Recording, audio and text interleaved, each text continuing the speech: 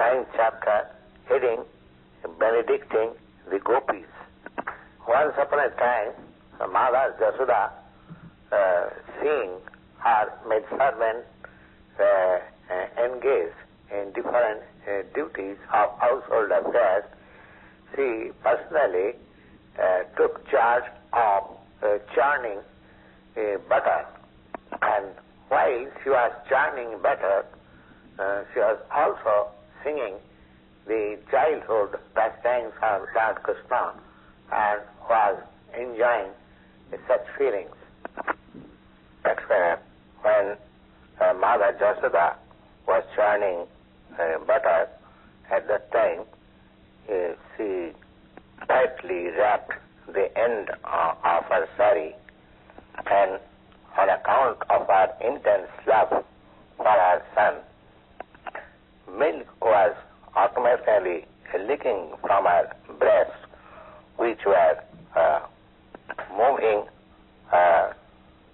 because she was laboring very hard, and while she was churning with her two hands, the bangles and bracelets on the hand were tinkling on account of being dashed against each other.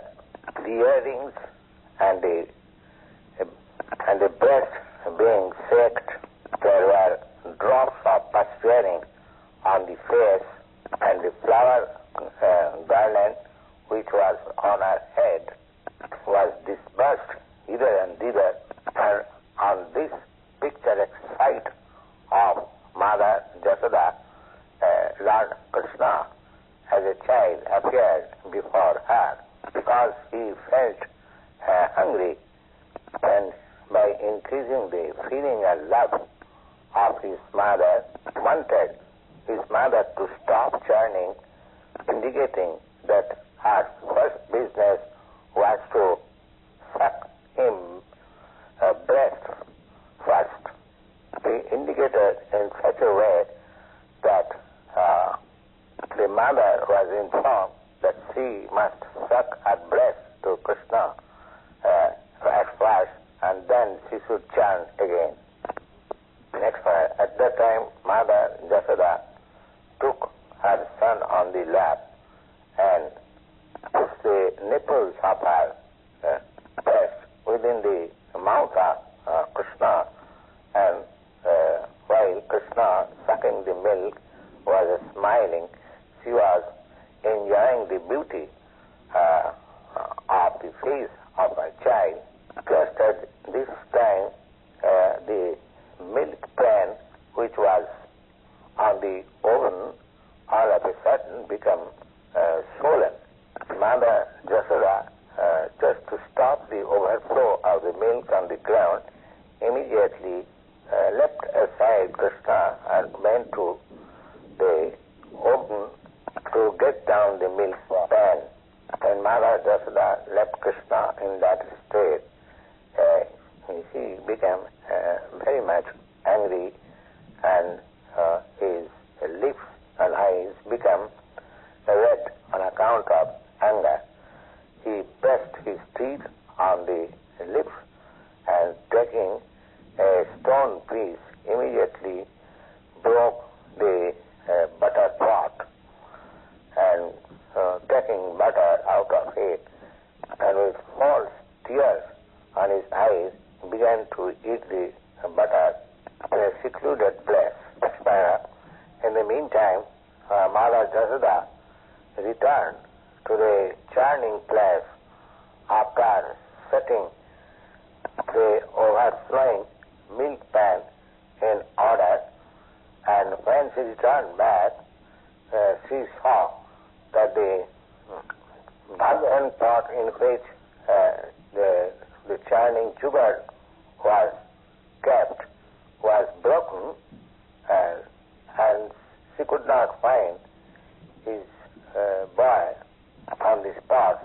She could conclude that it was the work of his son who broke the pot, and began to smile because she thought within herself, the child is very clever, after breaking the pot, he has gone away from this place, fearing that I may punish him. When she, however, saw Idar and Dilip, she could find that there was a big wooden grinding mortar which was kept upside down, and she saw her son was sitting on that grinding mortar and was engaged in feeding the monkeys, taking out butter which was hanging on the string. We also saw Krishna was looking hither and thither in fear of his mother, because he was conscious at that time that such action would not satisfy his mother. Mother Yasoda, after seeing her son so engaged, very silently began to proceed from the backside of his son. The son, however, could find out that his mother was coming with a stick in her hand, and immediately the son got down from the grinding mortar and began to flee away out of fear of his mother. Mother Yasoda also began to follow him all sides, just to capture the Supreme Personality of Godhead, who is never approached even by the expert meditational exercise of the mind of great yogis. In other words, the Supreme Personality of Godhead, Kṛṣna, who is never got hold of by yogis or gyanins, was just playing like a little child of the great devotee, like Mother Yasoda. Mother Yasoda, however, could not follow so hastily as a child was running fast on account of her thin waist and heavy body. Still, she tried to follow the child as fast as possible, and in this way a bunch of her hair become loosened, and the flowers fixed up in the hair began to fall down on the ground. And although she felt tiresome, still somehow or other she could reach her naughty child and capture him. When Mother Yasoda captured Kṛṣna, Kṛṣna was almost on the point of crying, and he was trying to smear over his eyes, which were anointed with black eye cosmetic. The child was repeatedly seeing the face of his mother while standing down, and his eyes became too much restless on account of fear. Mother Yasoda could understand that Kṛṣna was being afraid unnecessarily too much, so for the benefit of her child, she wanted to stop such fearfulness.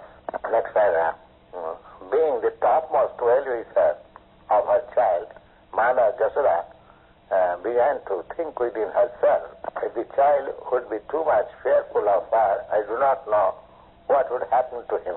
Thinking this, Mother Yasoda immediately threw away the stick in her hand. But in order to punish her child, she thought of binding her hands with some ropes. Without knowing the influence of her little child, that it was impossible for her to bind the Supreme Personality of Godhead. Mother Yasoda, although she was thinking Kṛṣna as her pretty child, she did not know that the child had manifestation. There is no inside or outside of the child, neither beginning or end. He was unlimited and all-pervading. Practically, he was himself the whole cosmic manifestation.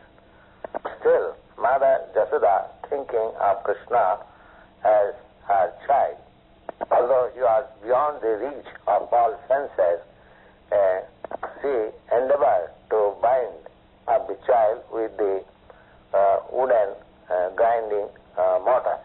When she was thus binding the offensive child, she found that the rope she gathered was shorter by 2 inches. Therefore, she gathered more ropes from the house and added to it. But at the end, she saw again the same shortage. In this way, she collected all the ropes available at home.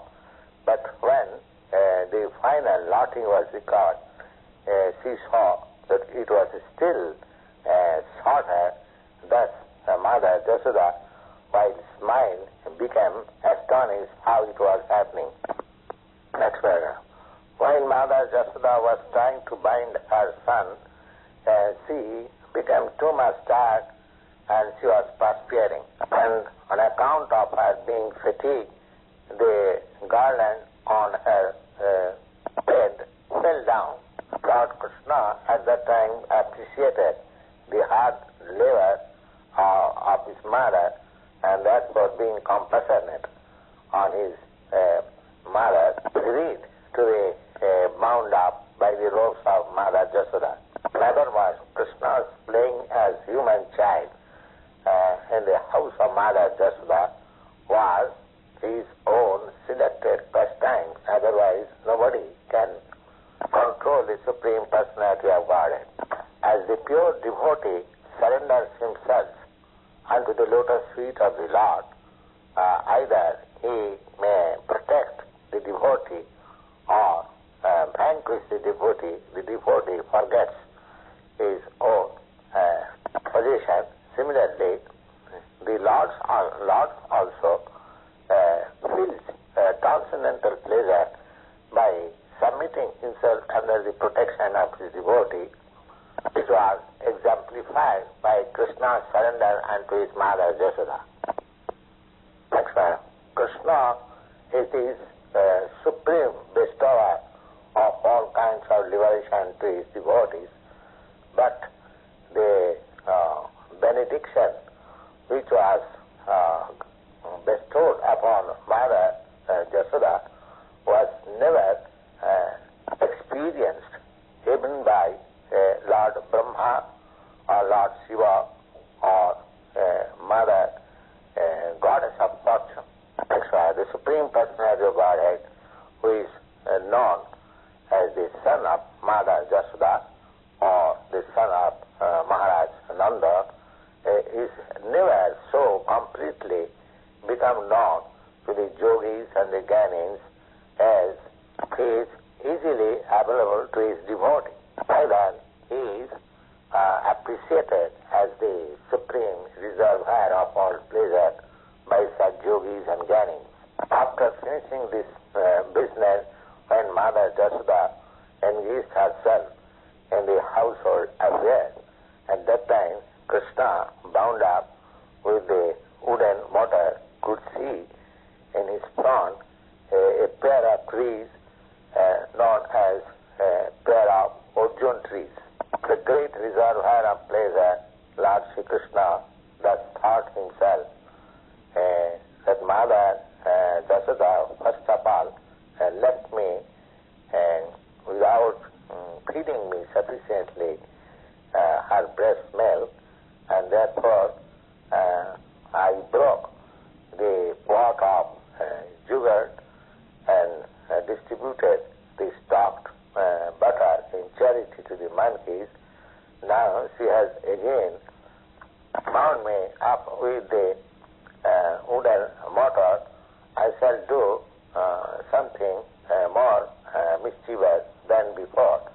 And thus he thought of breaking down two very tall trees known as Arjun trees. That's where there was a history behind those Arjun trees. In their previous life, they were born as the sons of Kuber, and their name was Nalakuba and Monigriva. Fortunately, they became within the vision of the Lord. In their previous life, they were cursed by the great sage Narada in order to bestow upon them the highest benediction of seeing Lord Krishna. This benediction of cursing was bestowed upon them on account of their being too much forgetful by intoxication. The story will be narrated in the next chapter. Thus ends the Bhaktivedanta summary study of Kṛṣṇa, the 9th chapter in the matter of benedicting the gopis.